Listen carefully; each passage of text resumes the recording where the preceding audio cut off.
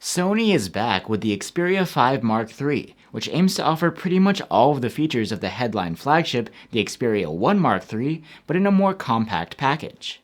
Could this be the compact flagship to look out for in 2021? I'm Will for GSM Arena, and let's find out in our full review.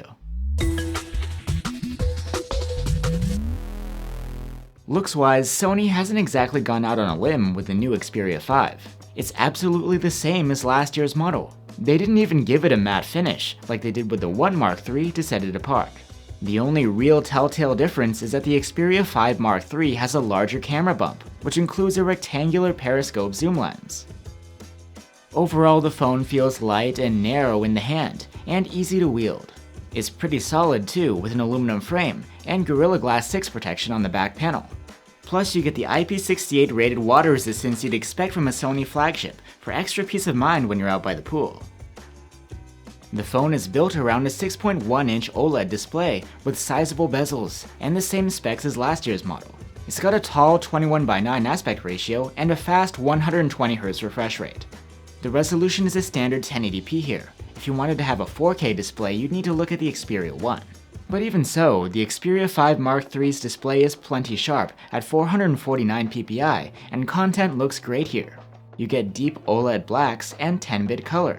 Colors can have great accuracy too, depending on your color settings. There's HDR video support here as well. However, this display doesn't get quite as bright as last year's model. We measured a maximum of 590 nits, which is quite a bit less than some competitors. And you only get that level in select whitelisted apps like Google Photos or web browsers as long as you have creator mode selected for the screen. With the high refresh rate enabled, moving elements on screen, like when you're swiping or scrolling, look extra smooth.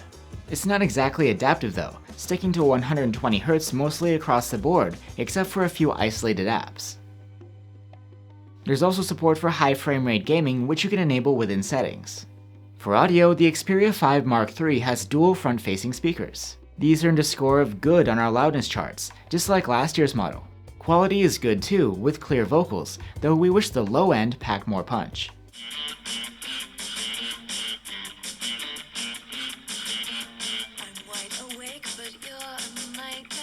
Also, unlike some other flagships out there, the Xperia 5 Mark III has a 3.5mm jack for plugging in traditional headphones. Waking up and unlocking the phone can be done with a side-mounted fingerprint reader, which doubles as the power button. It's quick and reliable. And for storage, the Xperia 5 Mark III can come with 128 or 256 gigs of storage on board, and this is expandable via microSD if you're not using both SIM slots. The phone's user interface is a pretty stock Android 11 with a few Sony features sprinkled in. Overall, it feels smooth and straightforward. One unique feature is Side Sense. Tapping on a bar on the edge of the screen will bring up a menu of shortcuts to various apps and features. And swiping the bar will open another panel for split screen shortcuts, handy for multitasking on the fly. Speaking of multitasking, switching between apps on each side of the split screen is super easy, thanks to the multi-window switch feature. And there's a game enhancer. Its dedicated menu acts as a game hub, and it provides settings for refresh rate, performance, and notification options. You can also find these settings within an overlay that you can access within a game, and its shortcuts for screenshots and video capture can come in handy. Now onto the chipset, which as you might have guessed is the flagship grade Snapdragon 888. This provides top-tier performance both CPU and GPU wise, as well as 5G connectivity. Compared to other devices running on the same chipset, the Xperia 5 Mark III sits around the middle of the pack benchmark-wise. One thing we did observe though is that the phone tends to heat up quite a bit, and we encountered significant thermal throttling, so as far as sustained performance goes, this phone falls behind some competitors. The Xperia 5 Mark III has a 4500 mAh battery, which is larger than last year's model, and actually the same size as the Xperia 1's battery. Overall, it doesn't disappoint, considering the capacity and the chipset. The Xperia 5 Mark III was able to earn an endurance rating of 100 hours in our battery life tests, a significantly better score than the Xperia 1 model. Charging speed is okay, but nothing too fancy. With the bundled 30-watt adapter, we were able to charge the battery from 0 to 49% in half an hour. There's no support for wireless charging here though, which the Xperia 1 does have. Let's move on to the cameras. The Xperia 5 Mark III has 3 cameras on the back, a 12-megapixel main cam, a 12-megapixel ultra-wide with autofocus, and that special 12 megapixel periscope telephoto cam, which offers 2 different optical zoom levels. It's exactly the same setup as the Xperia 1 Mark III, except that here you're missing the TOF sensor. During the day, images from the main cam are virtually identical in quality to those from the Xperia 1 Mark III. They're very good, with a high level of detail, and fine details look more natural than on many competitors. Colors are well balanced, dynamic range is excellent, and there's hardly any noise. The ultra-wide camera also does a nice job. Sharpness and detail are very good, and noise is minimal. The colors match those from the main camera too, and dynamic range is excellent. Next, the telephoto, which surprised us. It provided much better sharpness and contrast than what we got from the Xperia 1's zoom. At the 2.9 times zoom level, or 70mm equivalent, the Xperia 5 Mark III captures fine textures, and edges are well defined. We like the contrast, the wide dynamic range, and the vibrant colors too. There is some visible pixelation in some fine details though.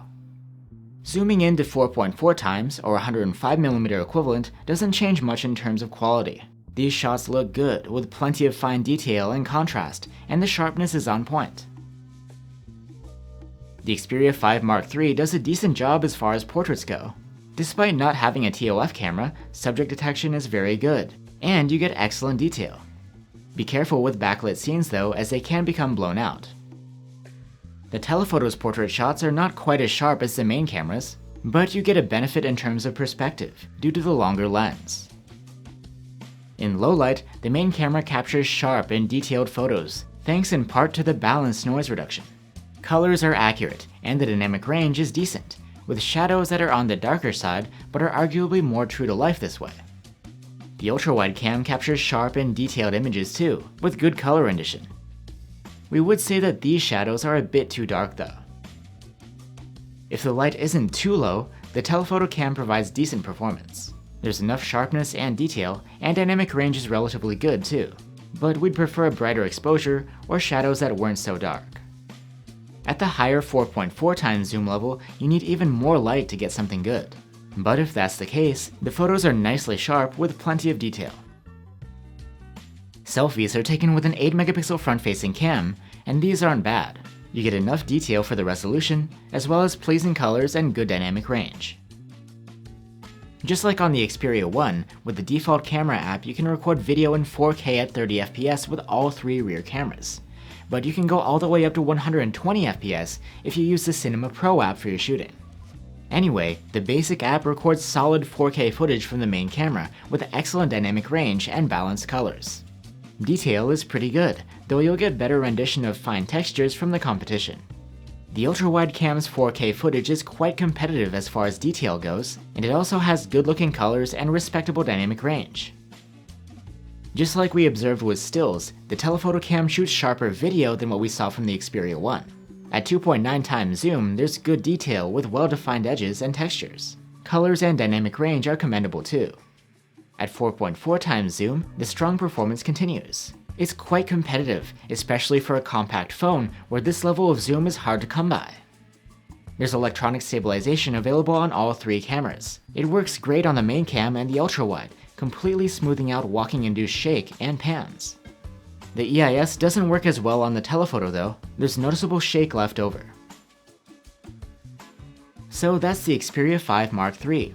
There's a lot to like here, including the compact, water-resistant build, a 120Hz OLED screen, stereo speakers, good battery life, a flagship chipset, and probably the most versatile camera setup available for a phone this size. Compared to Sony's headliner, the Xperia 1 Mark III, all you really miss out on is the 4K display and wireless charging. But in return, you get improved battery life and better performance out of the telephoto cam, at least in our case. Now don't get me wrong, this phone isn't perfect. The screen isn't as bright as some competitors, the charging speed is just okay, and the thermal management isn't great either. But if you're looking for a high-end Sony or a camera-centric compact phone, the Xperia 5 Mark III is definitely worth recommending. Let's hope that Sony doesn't take much longer to launch this one on the market.